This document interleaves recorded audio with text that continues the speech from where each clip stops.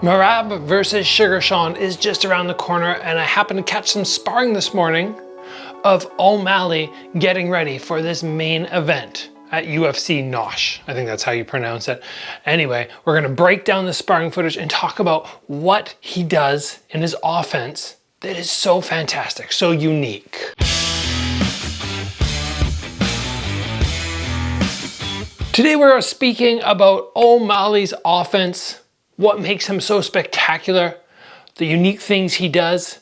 And if you guys are looking to up your offense, make sure you join my waitlist down there or up there, my waitlist for my upcoming offense course. Getting on this waitlist is going to allow you to have some big savings. So just very simply sign up, and when the course launches in fall 2024, you'll be one of the first to know. You can jump on, be a part of the live calls, which are gonna happen every Thursday. So O'Malley and his sparring session, what do I see? We have 6 things in particular that when I watch this footage, I go, this is gonna be a problem for Merab, or potentially. This is where Sean O'Malley shines. The very first thing that I note is his front kick.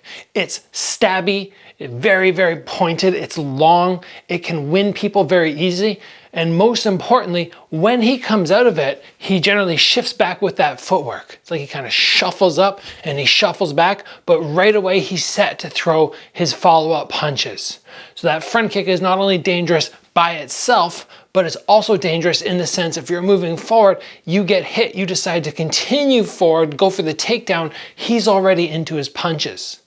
That is something very unique and something very dangerous for his opponents. Now, of course, we've got to talk about O'Malley's cross, the way he throws it, how he maximizes range, because even in a sparring session, we see him do exactly what he did to Aljamain Sterling, just backing up and throwing that cross in.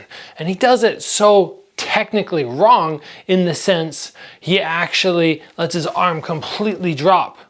And he's very exposed, but we'll talk about how he makes that a non-issue in one of the future points. One of the things which I note on this cross is he's very often punching from quite low, but he maximizes range. You might think, okay, his arm's out here, so I can't be hit because I'm 6 inches away, but he tips his weight forward and he takes the shoulder and launches it in front. You can see the range difference here between this and this.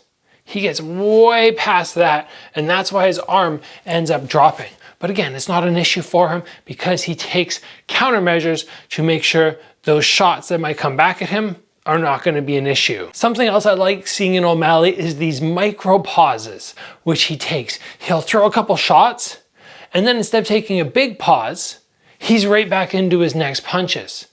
So it's not, okay, I'm throwing 4 punches in a row, or I'm throwing 2 punches with a pause. It's kind of 1, 2, 1, 2. And those micro pauses are difficult to deal with because he has that footwork to work in between, but more importantly, he's taking in data during that time. He hits, and then he's going, okay, do I need to back out or can I move right on to my combo? These transitions are spectacular and they make timing him so hard. Now, the distance with his head that he can create post-punch makes him so hard to counter.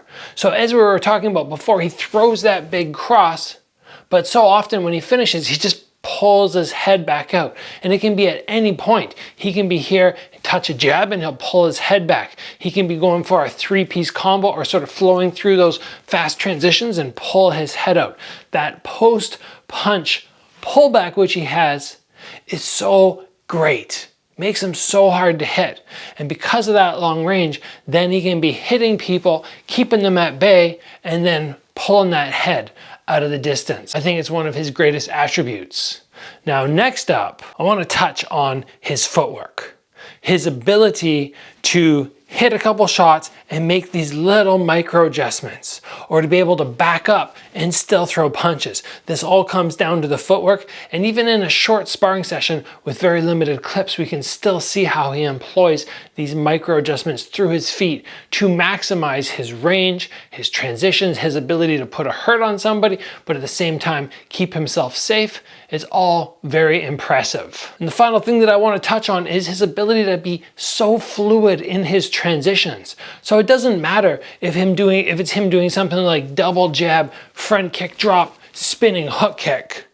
spinning sidekick. Something like that, for so many people, it would be more like double jab, front kick, and then they'd come to their spinning sidekick. But he does it all tap, tap, boom. As soon as his foot touches, he's into the next technique.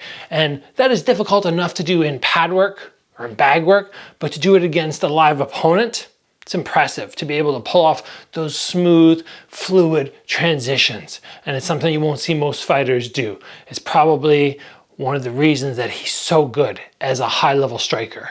Those smooth transitions between legs and hands. So there are 6 things that O'Malley shines at, which we were able to see in his sparring as he preps up for Merab. Are you going to be checking out UFC this weekend? I definitely will be. I'll be doing some coverage on it, putting up some videos of all the best moments at this UFC event. It's going to be one of a kind at the Sphere, I believe, in Vegas. Only once. Apparently they're doing this, going above and beyond. I've never even really seen what's inside this amazing dome, this new facility which they have for massive events, massive concerts. So I'm looking forward to checking that out. But at the same time, Canelo's going to be fighting right next door at the MGM. And I also want to watch that fight. So I'll be bouncing back and forward, hopefully bringing you guys coverage of both. All right, let's call it there. Thanks for joining, everybody.